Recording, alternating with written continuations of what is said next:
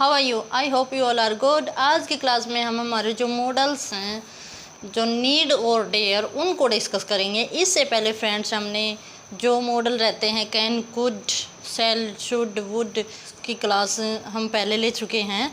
तो आज की क्लास में हम क्या करेंगे, जो डेयर और नीड मॉडल हैं उनको कंप्लीट करेंगे, उनके बारे में डिस्कस करेंगे। और मैं आपको इतने अच्छे से समझाऊंगी कि आपको समझ भी आ जाएगा। अब तक जो कन्फ्यूज़न था वो सारा दूर हो जाएगा। ओके, क्योंकि जो नीड और डेयर यूज होते हैं वे एज ए वर्ब यूज होते हैं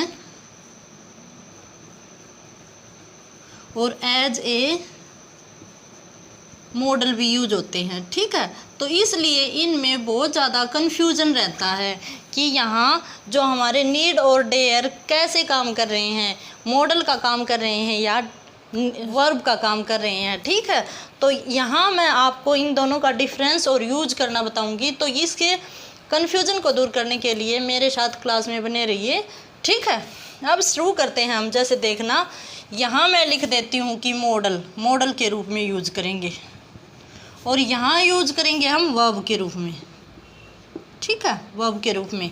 तो मैं कुछ सेंटेंसेस लिखती हूँ जिनके द्वारा आपका कन्फ्यूजन है वो दूर हो जाएगा और आप डिफरेंस भी कर पाएंगे। एक बात बता दूँ कि जब कभी भी हम किसी मॉडल का यूज़ करते हैं तो मॉडल के साथ हम क्या यूज करते हैं, मॉडल के साथ हम V1 का यूज करते हैं। ठीक है, हमेशा V1 का यूज होगा मॉडल में।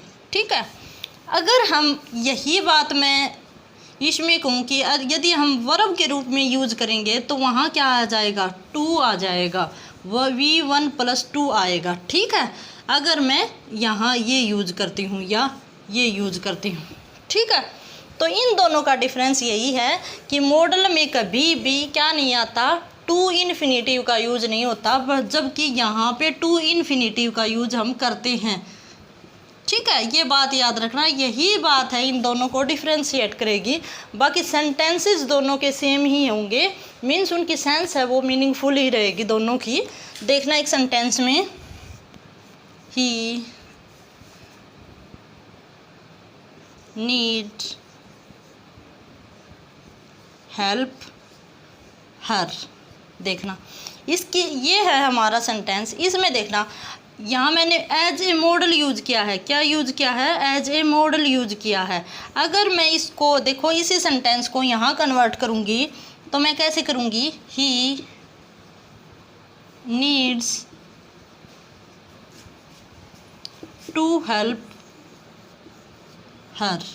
ठीक है, ये सेंटेंस भी राइट है, ये भी राइट है। इसमें मैंने नीड्स को क्या बना दिया, मेन वर्ब बना दिया, और यहाँ मैंने क्या किया, इसको मॉडल बना दिया। तो यहाँ देखना एक बार, कभी भी मॉडल के साथ V1 आता है। ठीक है, तो हेल्प करना V1, और यहाँ पे क्या आया, टू इन्फिनेटिव, और यहाँ हमारा जो ही थर्ड पर्सन है, इसके अकॉर्डिंग एस का यूज भी हुआ है। ठीक है, तो इन दोनों में यही डिफरेंस है।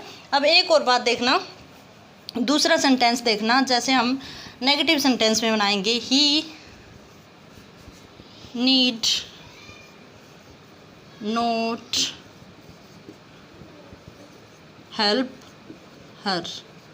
ठीक है, हो गया यहाँ। अब मैं इस साइड लेके आऊँगी तो क्या होगा, he does need to help her. ठीक है, तो समझ में आ गया। जैसे देखो, यहाँ पे मैंने सिंपल क्या किया, मॉडल यूज किया। ठीक है, तो ये भी सेंटेंस करेक्ट है और ये भी करेक्ट है। यहाँ पे मैंने मेन वर्ब के रूप में यूज किया कि उसको, देखो, ही नीड हेल्प हर, कि उसको उसकी सहायता की आवश्यकता है। ठीक है, सेम सेंटेंस है कि उसको उसकी सहायता की आवश्यकता है। ठीक है, अब इन्हीं दोनों में कोई डिफरेंस नहीं है जो सेंटेंस के सेंस में, बट फ़र्क है तो ये है कि यहाँ मैंने एज ए मॉडल यूज किया और यहाँ as a main verb use किया है। एक और सेंटेंस देखना, इंटेरोगेटिव में देखना, नीड ही हेल्प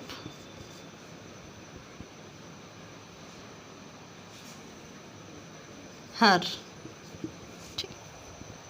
ठीक है, तो यहाँ ऐसे यूज़ किया और ये कैसा सेंटेंस बन गया हमारा, इंटेरोगेटिव। यहाँ अगर मैं यूज़ करूँगी तो does he need to help हर।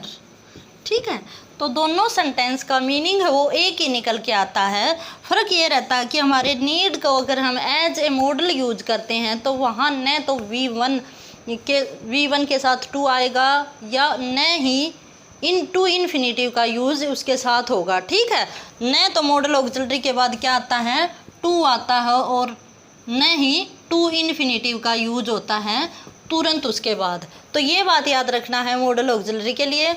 और यहाँ अगर हम वर्ब के रूप में यूज करेंगे तो उसका मेन वर्ब के रूप में यूज होगा और उसके बाद क्या आएगा, टू इन्फिनेटिव आएगा। देख लेना इन तीनों सेंटेंस में क्या है, टू इन्फिनेटिव है। तो यही मेनली बेसिकली जो डिफरेंस है वो इन दोनों में यही है। ठीक है, जिसमें इनका मीनिंग आप समझते ही होगे। डेयर का मीनिंग होता है हिम्मत, और जो हमारा नीड का होता है वो होता है आवश्यकता। ठीक है, तो आई थिंक ये आपको समझ आ गए होंगे। अब हम करेंगे जो हमारा डेयर, उसको करते हैं। ठीक है, डेयर के बारे में और जानकारी लेते हैं। यहाँ आपको शायद डिफरेंस है वो पता चल गया होगा कि नीड को अगर हम मॉडल के साथ यूज़ करेंगे, मॉडल बना के यूज़ करेंगे तो इसके साथ टू नहीं आएगा, टू इन्फिनेटिव का यूज़ नहीं होगा, न ही V1 के अलावा दूसरी वर्ब आएगी। ठीक है, और ये हमेशा कैसे यूज होता है, नेगेटिव सेंस में यूज होता है। ठीक है, नेगेटिव सेंस में, कि इसमें बंदे को क्या रहता है, डाउट रहता है। ठीक है, ही नीड हेल्प हर, उसको उसकी सहायता की ज़रूरत है। ठीक है, और यहाँ नेगेटिव सेंस यूज नहीं करता ये। ठीक है, अब हम करेंगे जो हमारा डेयर है उसको करेंगे ऐसे ही, आपको ये फिर क्लियर हो जाएंगे। दोनों डेयर और जो नीड है वे कैसे माने जाते हैं, सेमी मॉडल्स माने जाते हैं। Semi models. ठीक है, क्यों माने जाते हैं, क्योंकि इन दोनों का यूज एक जैसा होता है, इन दोनों के जो रूल्स हैं वे एक जैसे हैं, इसलिए इन दोनों को क्या माना जाता है, सेमी मॉडल्स माना जाता है, क्योंकि ये एज ए वर्ब यूज होते हैं और एज ए मॉडल भी यूज होते हैं। ठीक है, तो अब हम करते हैं हमारा डेयर। डेयर का भी यही करेंगे हम, देखना यहाँ पे मॉडल और यहाँ पे वर्ब। ही डेयर स्पीक हर। यहाँ मैंने क्या किया, मॉडल के रूप में यूज किया। मॉडल के रूप में यूज किया तो यहाँ पे स्पीक खाली सिंगल V1 आई है, क्या आया है, V1 का यूज हुआ है बस। ठीक है, और इसी सेंटेंस को अगर मैं वर्ब बना के यूज करूँगी तो क्या होगा, ही डेयर टू स्पीक हर। ठीक है, समझ में आ गया। जैसे यहाँ मैंने डेयर है, उसके साथ जो सब्जेक्ट है वो थर्ड पर्सन है, फिर भी मैंने न तो एस लगाया और न ही टू इन्फिनेटिव का यूज़ किया। लेकिन जैसे ही मैंने इसको वर्ब बना के यूज़ किया, मेन वर्ब बना दिया, तो इसके साथ क्या आ गया, एक तो ऐसा आ गया और दूसरा टू स्पीक आ गया, टू का यूज हो गया। देख लो दोनों में डिफरेंस। एक और सेंटेंस देखना नेगेटिव में, ही डेयर नोट स्पीक हर, कि वो उसे नहीं बोल सकता।